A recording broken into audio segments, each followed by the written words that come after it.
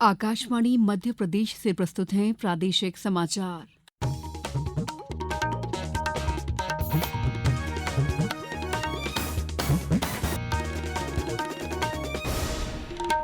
नमस्कार, समाचारों के साथ मैं दीपा सिंह। सबसे पहले मुख्य समाचार। विकसित मध्य प्रदेश के लक्ष्य के साथ वित्त मंत्री ने राज्य का बजट किया पेश। किसान, युवा और महिलाओं के लिए कई सौगातें। केंद्रीय मंत्री शिवराज सिंह चौहान ने बजट को बताया जन कल्याणकारी। मुख्यमंत्री ने कहा हर वर्ग का रखा गया ध्यान। प्रधानमंत्री को मॉरिशस का सर्वोच्च नागरिक पुरस्कार। 2 दिन की सफल यात्रा के बाद प्रधानमंत्री स्वदेश रवाना। और आने वाले त्योहारों को देखते हुए पुलिस महानिदेशक ने कानून व्यवस्था बनाए रखने के सभी जिलाधिकारियों को दिए निर्देश। अब समाचार विस्तार से। विधानसभा में आज वित्त मंत्री जगदीश देवड़ा ने वित्त वर्ष 2025-26 के लिए 4,21,032 करोड़ रुपए का बजट पेश किया। बजट में कोई भी नया कर नहीं लगाया गया और न ही किसी भी कर की दर को बढ़ाया गया है। वित्त मंत्री श्री देवड़ा ने कहा है कि सरकार का लक्ष्य विकसित मध्य प्रदेश बनाना है। बजट का फोकस गरीब कल्याण, युवा शक्ति, अन्नदाता किसान और नारी शक्ति पर है। वित्त मंत्री ने कहा कि किसानों के लिए प्रधानमंत्री कृषक मित्र सूर्य योजना के अंतर्गत 447 करोड़ रुपए और अटल गृह ज्योति योजना के अंतर्गत 7,132 करोड़ रुपए का प्रावधान किया गया है।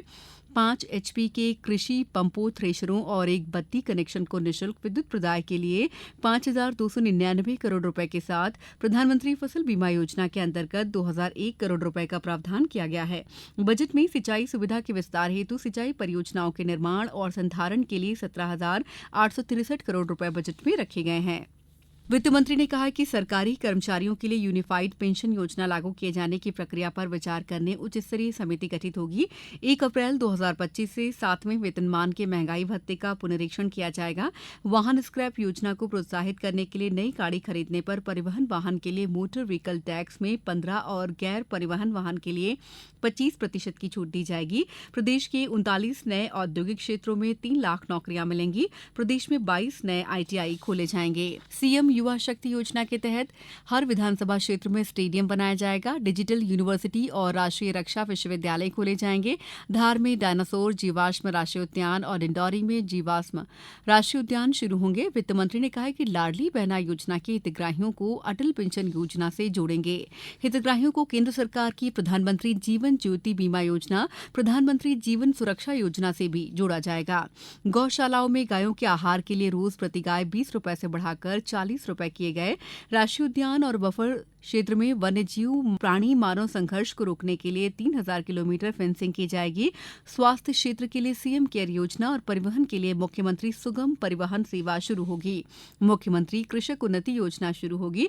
देवी अहिल्या कौशल प्रशिक्षण कार्यक्रम की शुरुआत होगी। श्री देवड़ा ने कहा कि प्रदेश में 1 लाख किलोमीटर सड़क बनाने का लक्ष्य रखा गया है। उन्होंने कहा कि प्रदेश में 12 वर्षों में नवकरणीय ऊर्जा के उत्पादन में 14 गुना वृद्धि हुई है। केंद्रीय मंत्री शिवराज सिंह चौहान ने कहा है कि प्रधानमंत्री मोदी के विकसित भारत के निर्माण के लिए विकसित मध्य प्रदेश का बजट है। ये बजट राज्य के विकास और जन कल्याण को नई गति दे रहा है और नई दिशा भी दे रहा है। एक तरफ बुनियादी ढांचे के लिए पर्याप्त प्रावधान किए गए हैं, वहीं दूसरी ओर कृषि और निवेश को बढ़ाने के लिए भी बजट में सभी प्रयास किए गए हैं। मैं प्रदेश के मुख्यमंत्री डॉक्टर मोहन यादव जी को और उप मुख्यमंत्री और वित्त मंत्री जगदीश देवड़ा को हृदय से बधाई देता हूं। ये बजट प्रधानमंत्री श्रीमान नरेंद्र मोदी के विकसित भारत के निर्माण के लिए विकसित मध्य प्रदेश का बजट है। ये बजट प्रदेश के विकास को और जन कल्याण को नई गति दे रहा है और नई दिशा भी दे रहा है। मुख्यमंत्री डॉक्टर मोहन यादव ने बजट को हर वर्ग के विकास और विश्वास का बजट बताया है। उन्होंने कहा है कि प्रधानमंत्री नरेंद्र मोदी के विकसित भारत 2047 के संकल्प को पूरा करने के लिए राज्य सरकार ने भी विकसित मध्य प्रदेश 2047 का विजन रखा है और प्रदेश का ये बजट उस संकल्प को प्राप्त करने की ओर अग्रसर है। हमने हमारी सरकार बनाने के समय कहा था कि हमारी सरकार 5 साल में अपने बजट को दोगुना करेगी। आपकी जानकारी में पिछली बार लगभग 3.5 लाख करोड़ का बजट हमने दिया था। इस लाख 4,20,000 से ऊपर करोड़ का बजट होने वाला है। हमने अपना विकास की संकल्प को माननीय मोदी जी के संकल्प से मिलाने का प्रयास किया है। मुझे इस बात की प्रसन्नता कि भारत के सभी राज्यों में सबसे तेज गति से बढ़ने वाला राज्य अगर कोई है तो मध्य प्रदेश है। मैं अपने इस राज्य के बजट के साथ साथ यहाँ के युवा, महिला, किसान, गरीब सभी वर्गों की बेहतरी के लिए गए माननीय प्रधानमंत्री के संकल्प की पुष्टि के लिए ये सरकार काम कर रही है। मेरी अपनी ओर से सबको बधाई। वहीं पूर्व मुख्यमंत्री और कांग्रेस के वरिष्ठ नेता कमलनाथ ने बजट को जनहित के मुद्दे से दूर बताते हुए कहा कि इसमें चुनाव में किए गए वादों का कोई जिक्र नहीं है। समाचारों में वक्त है ब्रेक का। ये समाचार आप आकाशवाणी मध्य प्रदेश से सुन रहे हैं। ये समाचार बुलेटिन YouTube पर Madhya Pradesh news All India Radio channel पर और Facebook साथ ही X प्लेटफॉर्म पर AIR न्यूज भोपाल पेज पर सुने जा सकते हैं। इसके अलावा आप हमारी वेबसाइट newsonair.gov.in पर अथवा न्यूज ऑन AIR ऐप पर भी समाचार सुन सकते हैं।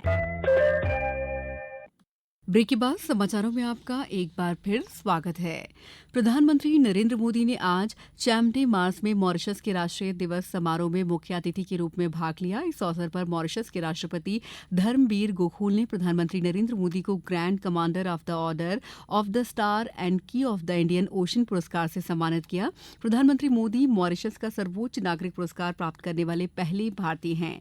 कार्यक्रम में प्रधानमंत्री ने कहा कि भारत और मॉरिशस का संबंध सिर्फ हिंद महासागर ही नहीं बल्कि हमारी साझी सांस्कृतिक परंपराओं और मूल्यों से भी जुड़ा हुआ है।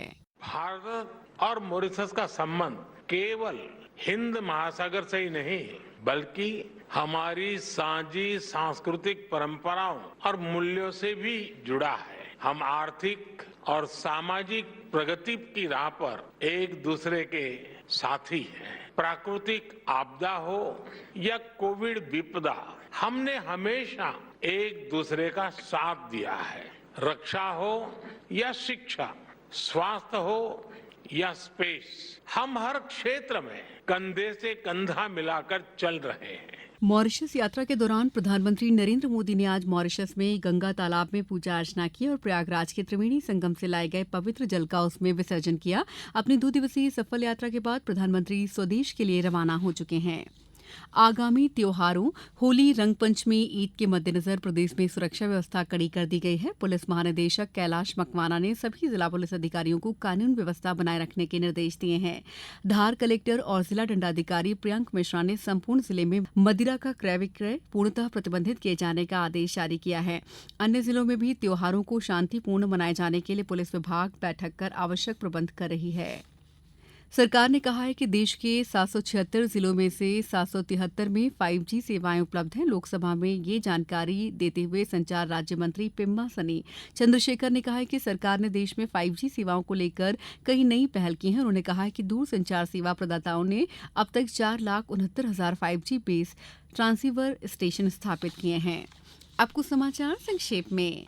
गुना कलेक्टर किशोर कुमार कान्याल की अध्यक्षता में आज खनिज विभाग की समीक्षा बैठक आयोजित की गई। Jabalpur high court chief justice Suresh Kumar Kait और जस्टिस विवेक जैन की युगल पीठ ने बार काउंसिल ऑफ इंडिया के मान्यता संबंधी कुप्रथा को आड़े हाथ लिया और अपना घर ठीक करने के निर्देश दिए। एकीकृत बागवानी विकास मिशन योजना के अंतर्गत आगर मालवा के छावनी स्थित नवीन कम्युनिटी हॉल में कल हुई जिला स्तरीय कार्यशाला में कृषि वैज्ञानिकों द्वारा संतरा उत्पादन और उन्नत तकनीक के बारे में विस्तृत जानकारी किसानों को दी गई।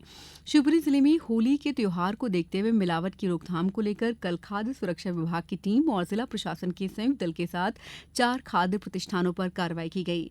पन्ना जिले में शहरों के बाद अब ग्रामीण क्षेत्रों में स्वच्छ भारत मिशन की अच्छी और सच्ची पहल का शुभारंभ किया गया है। इसमें ग्राम पंचायतों में कूड़ा प्रबंधन के लिए प्लास्टिक बैंक बनाए जा रहे हैं। विदिशा जिले में लोक स्वास्थ्य यांत्रिकी विभाग द्वारा जिले के शहरी और ग्रामीण क्षेत्रों में पेयजल संबंधी शिकायतों को प्राप्त करने और पेयजल समस्याओं के निराकरण के लिए जिला मुख्यालय सहित उपखंड स्तर पर कंट्रोल रूम का गठन किया गया। इस बुलेटिन में इतना ही। नमस्कार।